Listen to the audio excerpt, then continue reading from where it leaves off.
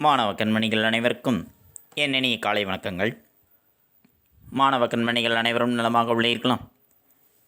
மாணவ கண்மணிகள் தங்களுடைய வழிபாட்டினை கூறிவிட்டீர்களாம். நன்றி. நான் ஒரு நல்ல ஆசிரியர். நான் உங்களுக்கு தாயாகவும் தந்தையாகவும் இருந்த முறையான கல்வியை அன்புடன் போதிப்பேன். நான் ஒரு நல்ல ஆசிரியர். நான் உங்களுக்கு தாயாகவும் தந்தையாகவும் இருந்த முறையான கல்வியை அன்புடன் போதிப்பேன். நான் ஒரு நல்ல ஆசிரியர். நான் உங்களுக்கு தாயாகவும் தந்தையாகவும் இருந்த முறையான கல்வியை அன்புடன் போதிப்பேன். அனைவருக்கும் என் இனிய காலை வணக்கங்கள். மாணவ கண்மணிகளே, நாம் நேற்று பார்த்த பாடப்பகுதியானது விண்ணையும் சாடுவோம் என்பதில் 3வது பகுதியை பற்றி பார்த்தோம். செயற்கைக்கோள் உருவாக்குவதில் நாம் அடைந்த முன்னேற்றத்தினை அதனை செலுத்தக்கூடிய தொழில்நுட்பத்தில் அடையவில்லை என்ற ஒரு கருத்தானது இருக்கின்றது. இது மிகவும் தவறான கருத்து. விண்வெளித்துறையில் 3 வகையான தொழில்நுட்பங்கள் இருக்கின்றன. செயற்கைக்கோளை ஏவுவதற்கான தொழில்நுட்பம், செயற்கைக்கோளை ஏற்றிச் செல்லும் ஏவு ஊர்தி, அந்த ஏவு ஊர்தியிலிருந்து விடுபட்ட செயற்கைக்கோள் தரும் செய்திகளை பெற்று அதை பொதுமக்கள் பயன்பாட்டிற்கு கொண்டு வருதல் என்பது. இந்த 3 கூறுகளுக்கும் தேவையான அனைத்து மூலப்பொருள்களையும் தொழில்நுட்பங்களையும் இந்தியாவிலேயே உருவாக்கி இருக்கின்றோம். விண்வெளித்துறையில் இந்தியா தன்னிறைவு பெற்றுவிட்டது என்பதுதான் உண்மை. தொழில்நுட்பமானது நாளுக்கு நாள் மாறிக்கொண்டே வருகின்றது. குறைந்த செலவில் நிறைந்த பயனை பெறுவதே சிறப்பானது. செலவை குறைப்பதில் பல வழிகள் இருக்கின்றன. தற்போது மறுபயன்பாட்டிற்கு ஏற்ற ஏவு ஊர்திகளை உருவாக்கி கொண்டிருக்கின்றோம். இன்னும் சில ஆண்டுகளில் மறுபயன்பாட்டுக்கு ஏவு ஊர்திகள் உருவாக்குவதில் வெற்றி பெற்று விடுவோம். GSLV Mark III ஏவுகணை 2.25 டன்களிலிருந்து 3.25 டன்கள் சுமக்கும் திறன் கொண்டதாக மாற்றப்படும். அதேபோன்று GSLV Mark III ஏவுகணையினுடைய சுமக்கும் திறன் 3 டன்னிலிருந்து 6 டன்களாக அதிகரிக்கப்படும். சந்திரயான் 1 நிலவின் புறவெளியை ஆராய்வதை நோக்கமாக கொண்டது. செயற்கைக்கோளை நிலவில் இறக்குவதன் விளைவை ஆராய்ந்து பார்த்துவிட்டோம். சந்திரயான் 2 பணியில் ஆய்வு பயண ஊர்தி இறங்குதலை நிலவின் மேற்பரப்பில் துல்லியமான கட்டுப்பாடுகளின் மூலம் செயல்படுத்த உள்ளோம். அதிலிருந்து ரோவர் எனப்படுகின்ற ஆராயும் ஊர்தி ரோபோட்டிக் தொழில்நுட்ப உதவியினால் தானாக வெளிவந்து நிலவில் இறங்கி 14 நாட்கள் பயணிக்கும். பல்வேறு பரிசோதனைகளை அது அங்கே மேற்கொள்ள இருக்கின்றது. விண்வெளித்துறையில் 3 ஆண்டுகள், 7 ஆண்டுகள், 15 ஆண்டுகள் என்று 3 வகையான திட்டங்கள் இஸ்ரோவில் இருக்கின்றன. அதனை செயல்படுத்துவதில் தீவிரமாக செயல்பட்டு வருகின்றோம். நம் நாட்டிற்கு தேவையான செயற்கைக்கோளை விண்ணில் அனுப்பி நம் தேவைகளை நிறைவு செய்வதே இஸ்ரோவின் செயல்பாடு. அதே நேரத்தில் அருகிலுள்ள நாடுகளினுடைய செயற்கைக்கோள்களை விண்ணில் செலுத்துவதன் வாயிலாக கிடைக்கக்கூடிய வருவாயை இஸ்ரோவினுடைய வளர்ச்சி திட்டங்களுக்கு மிகவும் பயனுள்ளதாக இருக்கின்றது. படிப்பாக இருந்தாலும் சரி, பணியாக இருந்தாலும் சரி, முழு ஈடுபாட்டோடு செயல்பட்டதனால்தான் இத்தகைய வெற்றிகளானது தனக்கு கிடைத்திருக்கின்றன என்று சிவன் அவர்கள் குறிப்பிட்டிருந்தார். அதனை பற்றி நாம் நேற்றைய பாடப்பகுதியில் கண்டறிந்தோம். மாணவ கண்மணிகளுக்கு நன்கு புரிந்திருக்கும் என எண்ணுகின்றேன். இன்று நாம் காண்பது வல்லினம் மிகா இடங்கள். வல்லினம் மிகா இடங்களை பற்றி இன்றைய பாடப்பகுதியில் நாம் காண இருக்கின்றோம். பாடப்பகுதிக்குள் செல்லலாமா மாணவர்களே? தங்களுடைய பாடப்புத்தகத்தில் பக்கமே 113 எடுத்துக்கொள்ளுங்கள். எடுத்துக்கொண்டீர்களா? நன்றி. வல்லினம் மிகா இடங்கள். வல்லினம் மிகும் இடங்கள் எவை எவை என்பதை பற்றி நம் முந்தைய இயலில் கண்டறிந்தோம். எந்தெந்த இடங்களில் வல்லினமானது மிகும், எந்தெந்த இடங்களில் வல்லின எழுத்துகள் வருகின்றன, அவை புணர்ச்சியோடு சேர்ந்து வரும் பொழுது எந்த அளவிற்கு இடம்பெறுகின்றது என்பதை பற்றி நாம் முந்தைய பாடப்பகுதியில் கண்டறிந்தோம். இப்பொழுது நாம் காண்பது வல்லினம் மிகா இடங்கள் எந்தெந்த இடங்களில் வல்லினம் மிகாது என்பதை பற்றியது. முதலில் தோப்புகள், தோப்புக்கள். தோப்புகள், தோப்புக்கள் இரண்டையும் ஒழித்து பாருங்கள். இரண்டிற்குமான வேறுபாடு என்ன? தோப்புகள், தோப்புக்கள் இரண்டிற்குமான வேறுபாடு இக்கென்ற மெய்யெழுத்து. சரி, அடுத்து இரண்டிற்குமான பொருள். தோப்புகள் என்பது பல மரங்கள் நிறைந்திருக்கக்கூடிய ஒரு தொகுதி, ஒரு கூட்டப்பெயர். அதனைத்தான் தோப்புகள் என்று நாம் சொல்கின்றோம். தோப்புக்கள் என்பது தோப்பிலிருந்து இறக்கிய கள், அதுதான் தோப்புக்கள் என்பது. அதே போல் கத்தி கொண்டு வந்தான், கத்தி கொண்டு வந்தான், கத்தி கொண்டு வந்தான், கத்தி கொண்டு வந்தான். இந்த இரண்டிற்குமான வேறுபாடு என்ன? கத்தி கொண்டு வந்தான், கத்தி, கத்தி என்கின்ற ஆயுதம், அந்த ஆயுதத்தினை கொண்டு வருகின்றான். கத்தி கொண்டு வந்தான், கத்துதல், கத்தி கொண்டு வருகின்றான், சத்தம் போட்டுக்கொண்டே வருகின்றான். ஆக இந்த இரண்டு சொற்களிலுமே வல்லினம் மிகும் பொழுது ஒரு பொருளும் வல்லினம் மிகாத பொழுது வேறொரு பொருளும் வருகின்றது. அப்படித்தானே? வல்லினை எழுத்து வருகின்ற பொழுது ஒரு பொருள், வல்லினை எழுத்து வராத பொழுது வேறொரு பொருளையும் தருகின்றது. நாம் பேசும்பொழுதும் எழுதும்போதும் பொருள் மயக்கம் தராத வகையில் மொழியை பயன்படுத்துவதற்கு வல்லினம் மிகா இடங்களை அறிவது இன்றியமையாத ஒன்று. நாம் பேசும் பொழுதும் எழுதும் பொழுதும் பொருள் மயக்கம் தராத வகையில், பொருள்களில் எந்த விதமான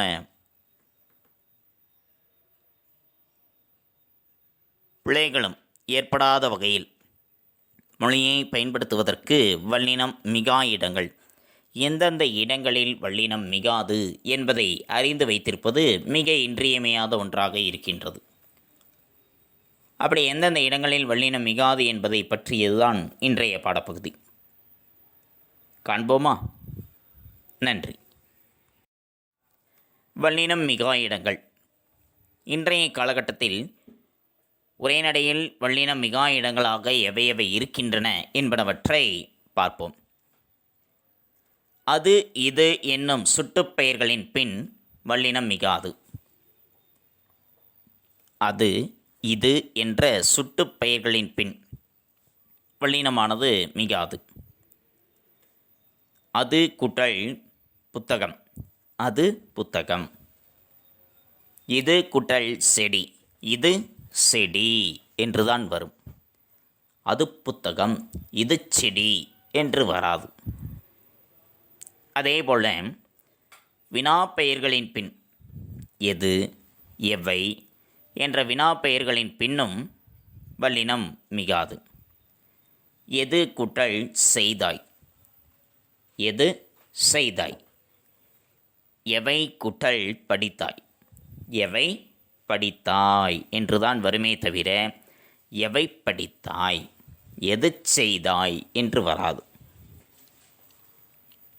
ஆக எது, எவை என்ற வினாப்பெயர்களின் பின்னும் வல்லினம் மிகாது. எழுவாய் தொடரில் ஒரு எழுவாய் ஒரு பயனிலை என்று இருக்கக்கூடிய எழுவாய் தொடரில் வல்லினம் மிகாது. குதிரை தாண்டியது, குதிரை தாண்டியது. அங்கே குதிரை தாண்டியது என்று இத்து வருமா? வராது. குதிரை தாண்டியது. கிளி பேசும், கிளி பேசும் வருமா? வராது. நாய் குரைத்தது, நாய் குரைத்தது வராது. மாணவன் படித்தான், மாணவன் படித்தான் வருமா? வராது. அங்கே எழுவாய் தொடராக இருக்கும் பொழுது அந்த எழுவாய் தொடரில் வல்லினம் மிகாது. அதேபோல் மூன்றாம் ஆறாம் வேற்றுமை விரிகளில் வல்லினம் மிகாது. மூன்றாம் வேற்றுமைக்கான உருபு ஆறாம் வேற்றுமைக்கான உருபு வெளிப்படையாக வரும் பொழுது அங்கே வல்லினம் மிகாது. மூன்றாம் வேற்றுமைக்கான உருபு என்ன? ஐ, ஆள். ஆள் என்பது மட்டுமல்ல, ஒடு ஓடு என்பதும் மூன்றாம் வேற்றுமைக்கான உருபுகள்தான். அண்ணனோடு கூட்டல் போ என்ன வரும்? அண்ணனோடு போ, அவ்வளோதான். அண்ணனோடு போ என்று இப்போ வருமா? வராது. எனது கூட்டல் புத்தகம், ஆறாம் வேற்றுமைக்கான உருபு எனது, அது. எனது கூட்டல் புத்தகம், எனது புத்தகம் வருமா? வராது. ஆக மூன்றாம் வேற்றுமைக்கான உருபு ஆறாம் வேற்றுமைக்கான உருபு இவை வெளிப்படையாக வரும் பொழுது அங்கே வல்லினம் என்பது மிகாது. புரிந்ததா? அடுத்து விழித்தொடர். விழித்தொடராக வரும் பொழுது, விழித்தொடர் என்பது அழைப்பு தொடர். அழைப்பு தொடராக வருகின்றதென்றால் அங்கேயும் வல்லினம் மிகாது. தந்தையே பாருங்கள், அம்மா கேள், மகளே தாம். இவை எல்லாமே விழித்தொடர். இந்த விழித்தொடர்களில் வல்லினம் மிகுமா என்றால் மிகாது. அதே போன்று பெயரெச்சத்தில் பெயரெச்ச சொல் வருகின்றதென்றால் அந்த பெயரெச்ச சொல்லிலும் வல்லினம் மிகாது. வந்த குட்டல் பையன், வந்த பையன். படித்த குட்டல் சிறுவன், படித்த சிறுவன் என்றுதான் வருமே தவிர படித்த சிறுவன் வருமா? வராது. ஆக பெயரெச்சமாக வரும் பொழுது அங்கே வல்லினம் என்பது மிகாது. புரிந்ததா? அடுத்து இரண்டாம் வேற்றுமை தொகையில் இரண்டாம் வேற்றுமைக்கான உருபு. இரண்டாம் வேற்றுமை உருபு எது? ஐ. அந்த இரண்டாம் வேற்றுமைக்கான உருபு ஐ என்பது அது மறைந்து வரும் பொழுது, வெளிப்படையாக வராமல் மறைந்து வரும் பொழுது அங்கே வல்லினம் மிகாது. நாடு கூட்டல் கண்டான் என்று வந்தால் நாடு கண்டான் என்றுதான் வரும். அதே நாட்டை கூட்டல் கண்டான் என்று வரும் பொழுது நாட்டை கண்டான், அங்கே இரண்டாம் வேற்றுமை உருபு வெளிப்படையாக வருகின்றது. ஆனால் நாடு என்று வரும் பொழுது என்னதான்? இரண்டாம் வேற்றுமை உருபு மறைந்துதான் வருகின்றது, வெளிப்படையாக வரவில்லை. ஆக அது இரண்டாம் வேற்றுமை தொகை. அந்த இரண்டாம் வேற்றுமை தொகையில் வல்லினம் மிகாது. அடுத்து படி என்று முடியக்கூடிய வினையெச்சத்தில் வல்லினம் மிகாது. படி என்று முடியக்கூடிய வினையெச்சத்தில் வல்லினம் மிகாது. வரும்படி கூட்டல் சொன்னார், வரும்படி கூட்டல் சொன்னார், வரும்படி சொன்னார். பெரும்படி கூட்டல் கூறினார், பெரும்படி கூறினார், அவ்வளோதான். படி என்று முடிகின்ற வினையெச்சத்தில் வல்லினம் மிகாது. அடுத்து வியங்கோள் வினைமுற்று தொடரில் வல்லினம் மிகாது. வியங்கோள் வினைமுற்று தொடராக வருகின்றதென்றால் வாழ்க கூட்டல் தமிழ், வாழ்க தமிழ், வாழ்க தமிழ் என்று வராது. வருக கூட்டல் தலைவா, வருக தலைவா, வருக தலைவா என்று இத்து வராது. ஏனென்றால் அது வியங்கோள் வினைமுற்று. அந்த வியங்கோள் வினைமுற்று தொடரிலும் வல்லினம் மிகாது. அதேபோல் வினைத்தொகையாக இருக்கும் பொழுது வினைத்தொகையிலும் வல்லினம் மிகாது. குடித நீர், குடித்த தண்ணீர், குடிக்கின்ற தண்ணீர், குடிக்கும் தண்ணீர், மூன்று காலத்தையும் குறிக்கக்கூடியது. அந்த மூன்று காலத்தையும் குறிக்கக்கூடிய வினைத்தொகையிலும் வல்லினம் மிகாது. இவை எல்லாமே வல்லினம் மிகா இடங்கள். அது இது என்ற சுட்டுப்பெயர்களின் பின் வல்லினம் மிகாது. எது எவை என்ற வினாப்பெயர்களின் பின்னும் வல்லினம் மிகாது. எழுவாய் தொடராக வந்தாலும் வல்லினம் மிகாது. மூன்றாம் ஆறாம் வேற்றுமை விரிகளில் வல்லினம் மிகாது. விழித்தொடர்களிலும் வல்லினம் மிகாது. பெயரெச்சத்தில் வல்லினம் மிகாது. இரண்டாம் வேற்றுமை தொகையில் வல்லினம் மிகாது. படி என்று முடியக்கூடிய வினையெச்சத்திலும் வல்லினம் மிகாது. வியங்கோள் வினைமுற்று தொடரிலும் வல்லினம் மிகாது. வினை தொகையிலும் வல்லினம் மிகாது. புரிந்ததா மாணவர்களே? நன்றி.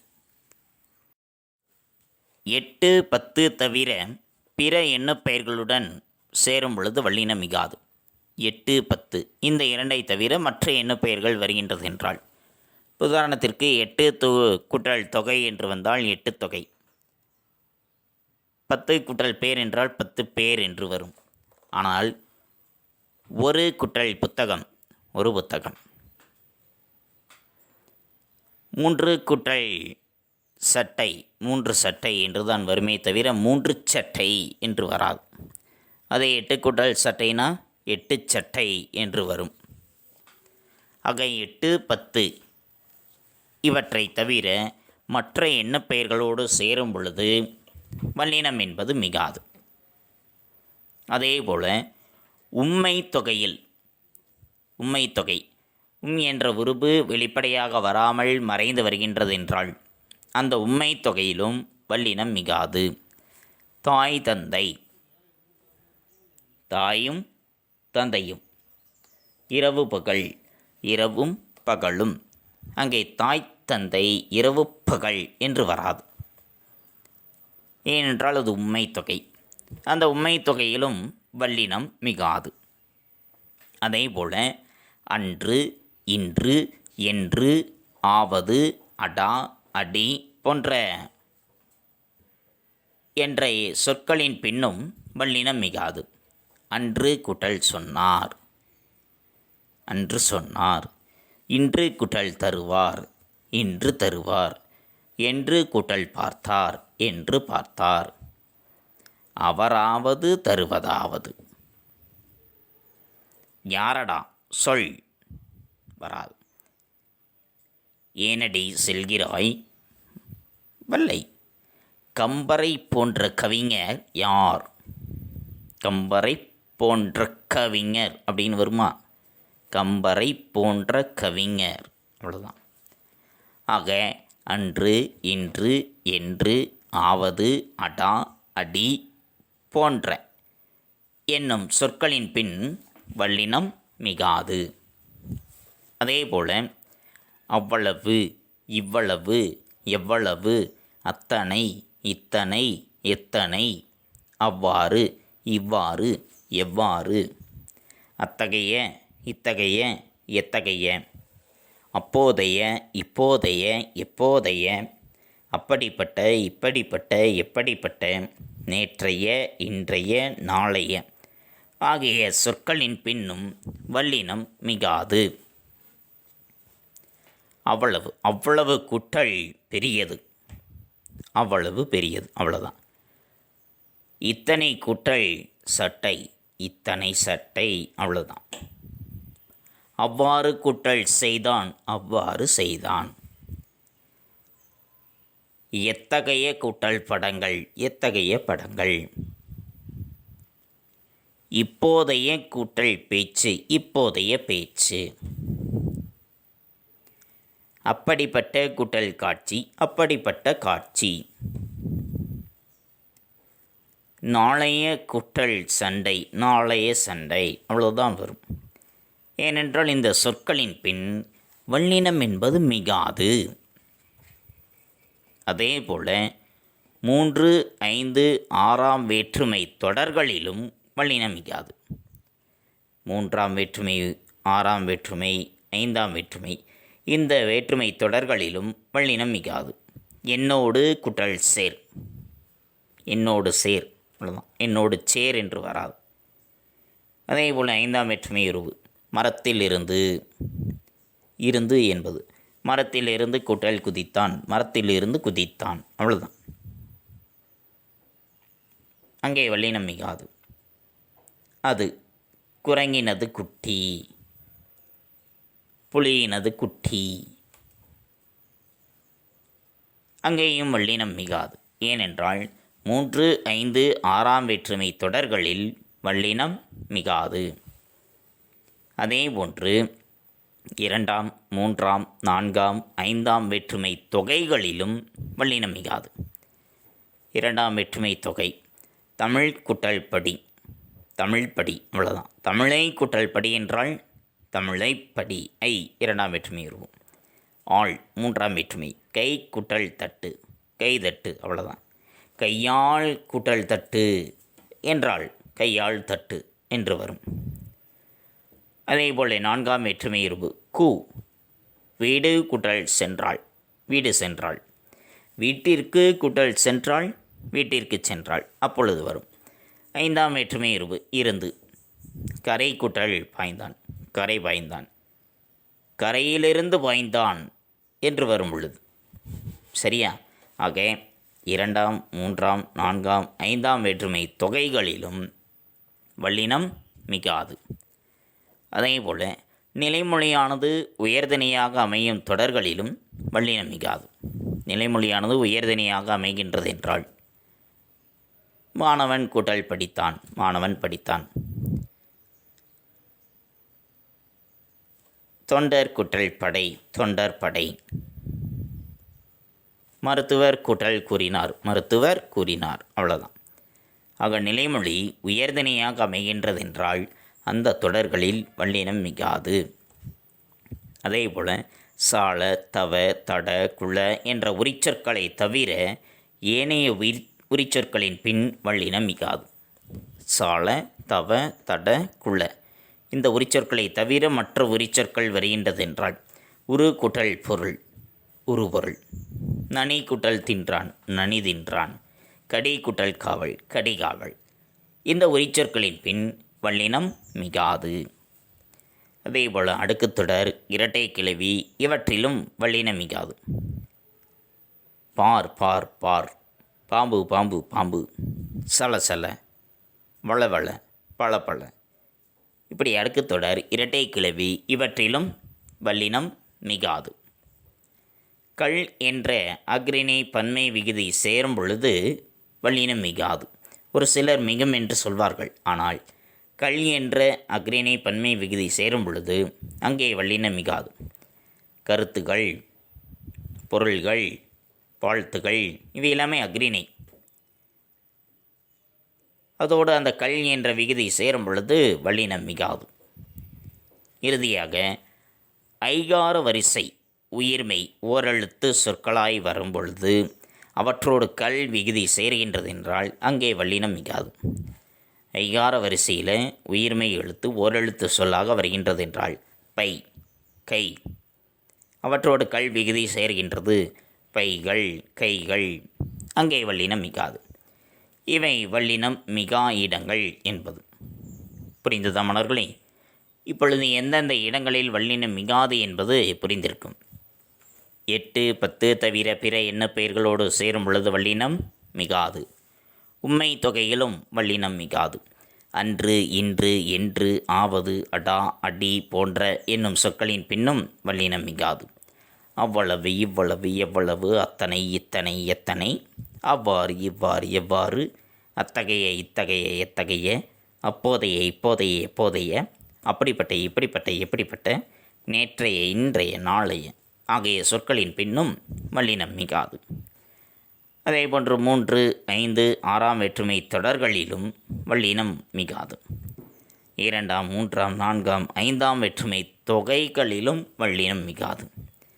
நிலைமொழியானது உயர்தனியாக அமையும் தொடரிலும் வல்லினம் மிகாது.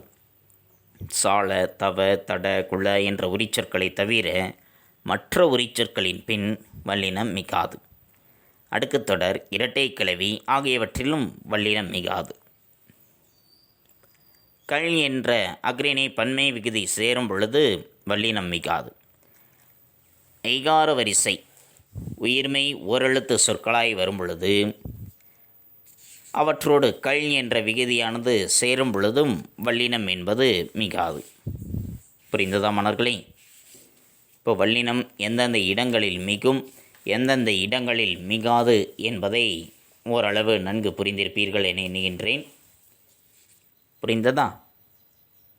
நன்றி. மாணவ கண்மணிகளை, அடுத்து நாம் காண்பது கற்பவை கற்றபின். கற்பவை கற்றபின் என்பதில் முதல் வினா வல்லினம் வருமா என்பது.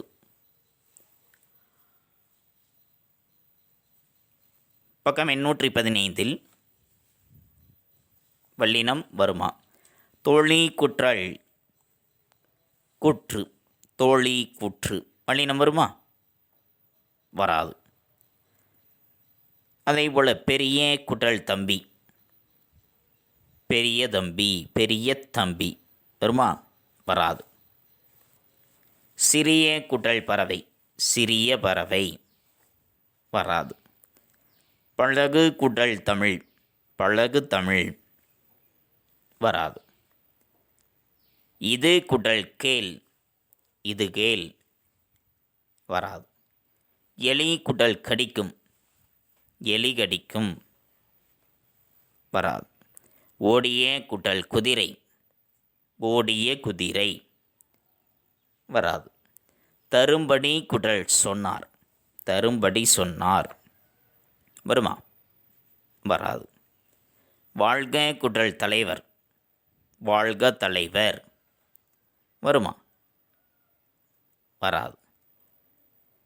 கார் குற்றல் காலம், கார்காலம் வருமா? வராது. ஆக இவை எவற்றிலும் வல்லினம் வராது. அடுத்து இரண்டாவது, வல்லினம் இடலாமா. வாழ்த்து குற்றல் கள், வாழ்த்துகள், வாழ்த்துக்கள் வல்லினம் வருமா? வராதா? வல்லினம் வராது. வாழ்த்துகள் அவ்வளோதான். அதேபோல் எழுத்து குற்றல் கள், அங்கே வல்லினம் வருமா? எழுத்துக்கள், எழுத்துகள் வருமா? வராதா? வராது. எழுத்துகள் அவ்வளோதான். அதேபோல் திருநிறை குற்றல் செல்வன், இதில் வருமா? வராதா? வரும். திருநிறை செல்வன் இச்சு வரும். திருவளர் குற்றல் செல்வி, அங்கே வருமா? வராதா? திருவளர் செல்வி இச்சு வரும். இந்த இரண்டில் மட்டும்தான் வரும், மற்றவற்றில் வராது. எழுதி கொண்டீர்களா? நன்றி. மாணவ கண்மணிகளை, அடுத்து நாம் காண்பது வீட்டுப்பாடம். வல்லினம் இட்டும் நீக்கியும் எழுதுவதன் இன்றியமையாமையை எடுத்துக்காட்டுகளுடன் விளக்குக. சொற்றொடர்களில் வல்லினம் மிக வேண்டிய இடத்தில் அதனை இட்டும், மிக வேண்டாத இடத்தில் அதனை தவிர்த்தும் எழுத வேண்டும். அவ்வாறு எழுதாவிட்டால் சொற்பிழையும் பொருள் மயக்கமும் நேரும். ஒருவன் ஒரு விடுதிக்குள் சென்று அங்கு இருந்தவரிடம், ஐயா, இங்கு தங்கப்பணம் தர வேண்டுமா என்று கேட்டான். அவர் சிரித்து கொண்டே, தம்பி, இங்கு தங்கப்பணம் தர வேண்டாம், தங்க பணமும் தர வேண்டாம் என்றார். அவன் புரியாது விழித்தான். ஏனென்றால் தங்கப்பணம் என்று ஒற்று மிகுத்து கூறுவதனால் தங்கத்தாலான பணம் என்று பொருள்படும். தங்க பணம் என்று கூறினால் தங்குவதற்கு பணம் என்று பொருள்படும். ஓர் எழுத்து மிகாததால் ஏற்படுகின்ற பொருள் மயக்கத்தை அறிய வேண்டும். இந்த வினாதான் வீட்டுப்பாடம். இந்த வினாவிடையை ஒருமுறை எழுதி பலமுறை படித்துக் கொள்ளுங்கள். தெளிவுரை எழுதுங்கள். தங்களுடைய கையெழுத்து பயிற்சியையும் சற்று மேம்படுத்திக் கொள்ளுங்கள். நன்றி. மாணவ கண்மணிகளே, இதுகாரும் நாம் கண்டறிந்தது வல்லினம் மிகா இடங்கள் பற்றி பார்த்தோம். எந்தெந்த இடங்களில் வல்லினம் மிகாது என்பதனை பற்றி நாம் அறிந்து கொண்டோம். அது, இது என்னும் சுட்டுப்பெயர்களின் பின் வல்லினம் மிகாது. எது, எவை என்ற வினாப்பெயர்களின் பின்னும் வல்லினம் மிகாது. எழுவாய் தொடரில் வல்லினம் மிகாது. 3ஆம் 6ஆம் வேற்றுமை விரிகளில் வல்லினம் மிகாது. விழித்தொடர்களில் வல்லினம் மிகாது. பெயரெச்சத்தில் வல்லினம் மிகாது. 2ஆம் வேற்றுமை தொகையில் வல்லினம் மிகாது. படி என்று முடியும் வினையெச்சத்தில் வல்லினம் மிகாது. வியங்கோள் வினைமுற்று தொடரில் வல்லினம் மிகாது. வினைத்தொகையில் வல்லினம் மிகாது. 8, 10 தவிர பிற எண்ணுப்பெயர்களுடன் புணரும்போது வல்லினம் மிகாது. உம்மை தொகையில் வல்லினம் மிகாது. அன்று, இன்று, என்று, ஆவது, அடா, அடி போன்ற என்னும் சொற்களின் பின் வல்லினம் மிகாது. அவ்வளவு இவ்வளவு எவ்வளவு அத்தனை இத்தனை எத்தனை அவ்வாறு இவ்வாறு எவ்வாறு அத்தகைய இத்தகைய எத்தகைய அப்போதைய இப்போதைய எப்போதைய அப்படிப்பட்ட இப்படிப்பட்ட எப்படிப்பட்ட நேற்றைய இன்றைய நாளே ஆகிய சொற்களின் பின் வல்லினம் மிகாது. 3, 5, 6ஆம் வேற்றுமை தொடர்களில் வல்லினம் மிகாது. 2ஆம் 3ஆம் 4ஆம் 5ஆம் வேற்றுமை தொகைகளில் வல்லினம் மிகாது. நிலைமொழி உயர்திணையாய் அமையும் தொடரிலும் வல்லினம் மிகாது. சால தவ தட குள என்ற உரிச்சொற்களை தவிர ஏனைய உரிச்சொற்களின் பின்னும் வல்லினம் மிகாது. அடுக்கு தொடர், இரட்டை கிளவி ஆகியவற்றிலும் வல்லினம் மிகாது. கள் என்னும் அஃறிணை பன்மை விகுதி சேரும்போது வல்லினம் மிகாது. ஐகார வரிசை உயிர்மை ஓரெழுத்து சொற்களாய் வரும்பொழுது அவற்றோடு கல் விகுதி சேரும் பொழுது வல்லினம் மிகாது. இவை எல்லாமே வல்லினம் மிகா இடங்கள்.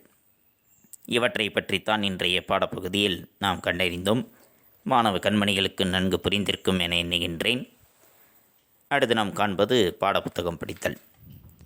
பாடப்புத்தகம் படித்தல் பக்கம் எண் 113 மற்றும் 114. பக்கம் எண் 113இல் வல்லினம் மிகா இடங்கள் என்பதில் ஆரம்பித்து பக்கம் எண் 114இல் ஐகார வரிசை உயிர்மை ஓரெழுத்து சொற்களாய் வர அவற்றோடு கல்விகுதி சேரும்போது வல்லினம் மிகாது என்பது வரைக்கும் மாணவ கண்மணிகள் பாடப்புத்தகம் படித்தலாக எடுத்துக்கொண்டு எழுந்து நின்று உறக்கப் படியுங்கள். தங்களுடைய படித்தல் பயிற்சியினை சற்று மேம்படுத்திக் கொள்ளுங்கள். அடுத்து நாம் காண்பது வீட்டுப்பாடம். வீட்டுப்பாடம் பக்கம் எண் 117. பக்கம் எண் 117இல் சிறுவினா. 5வது சிறுவினா. வல்லினம் இட்டும் நீக்கியும் எழுதுவதன் இன்றியமையாமையை எடுத்துக்காட்டுகளுடன் விளக்குக என்பது. அதற்குரிய விடையினை பற்றி நம் முந்தைய பகுதியில் கண்டறிந்தோம். மாணவ கண்மணிகள் அவற்றினை தெளிவுற தங்களுடைய வீட்டுப்பாட ஏட்டில் எழுதி கொள்ளுங்கள். தெளிவுற படியுங்கள். தங்களுடைய படித்தல் பயிற்சியையும் தங்களுடைய கையெழுத்து பயிற்சியும் சற்று மேம்படுத்திக் கொள்ளுங்கள். மீண்டும் அடுத்த பாட வேளையில் சந்திப்போம். நன்றி, வணக்கம்.